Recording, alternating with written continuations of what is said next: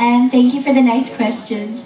Tapos, sana po panoorin niyo po hanggang sa pagtatapos ang Got to Believe. And sana supportan niyo pa rin hanggang sa huli. Thank you!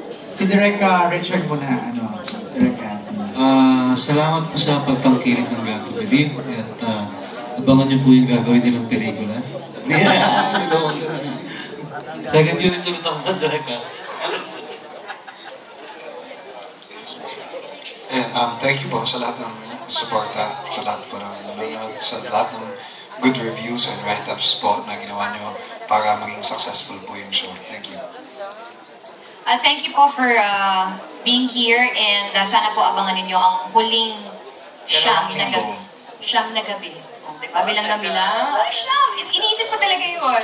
Thank you po so much for all your support. Direk Cathy?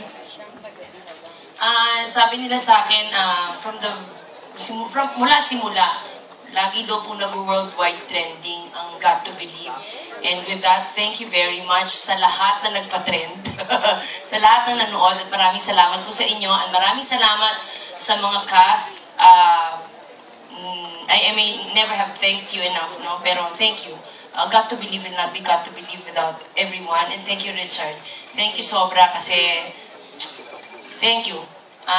Sobrang suporta ni Richard. At of course, to all my cast and to all of you, to all who have watched, ito po yung first venture ko into that first love, a kind of first love story, and natuwa po ako. And maraming salamat. I'm very proud of the show and very happy and very thankful to God.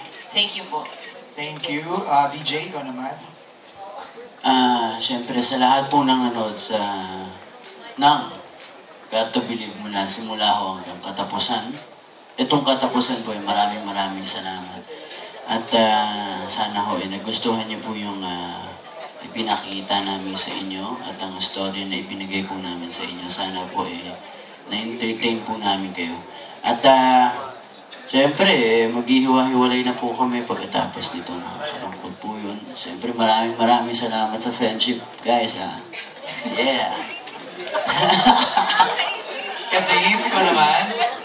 And maraming salamat po sa inyong lahat kasi alam ko na ever since the season 1 talagang tinulungan nyo kami sa Got to Believe na after Princess and I, tinulungan nyo kami ni DJ for this. So maraming salamat po hanggang ngayon season 2.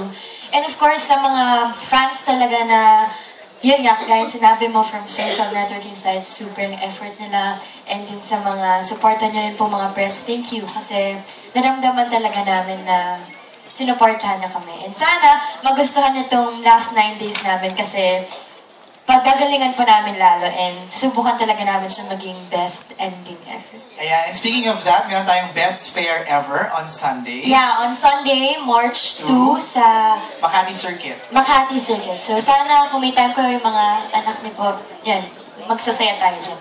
Ayan, and mula po sa